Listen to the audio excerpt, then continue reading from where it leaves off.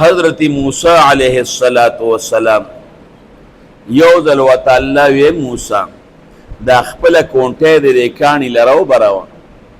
چې کله حضرت موسی علیه السلام هغه خپله کونټۍ کاڼي له راوبروله نو هغه کاڼی مات شو. په هغې کې دننه بل کاڼی و. الله ورته موسی د دویم کاڼي له کونټۍ راوبروه. چې هغې دویم کاڼي له کونټۍ راوبروله په هغې کې دریم کاڼه.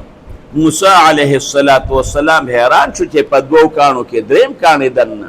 وی موسی د دریم کاڼي له هم کونټۍ راوبروه. حضرت موسی علیه السلام هغې دریم کاڼي له کونټۍ راوبروله. رکوټې چینجې دې پکې رکوټې او هغې چینجي سره په خولې کې شنه پاڼه ده. هغه چینجې څه وایي سبحان الذي پاکی د هغې ذات لره یرانی چې ما ویني زما خبره موري زما زیم ورته معلوم دی او زه ته ایر هم نیمه و یرزقونی او په دریو کاڼو کې دننه الله مال رزق راکوي.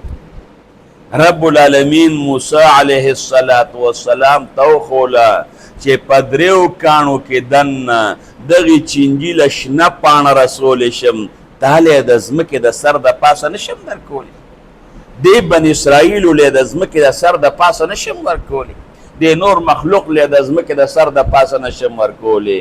نو الله هغه ذات دی چې په دریو کاڼو کې دنم رب العالمین چینجې پیدا کړی دی. هلته وله الله پاک رزق ورکوي.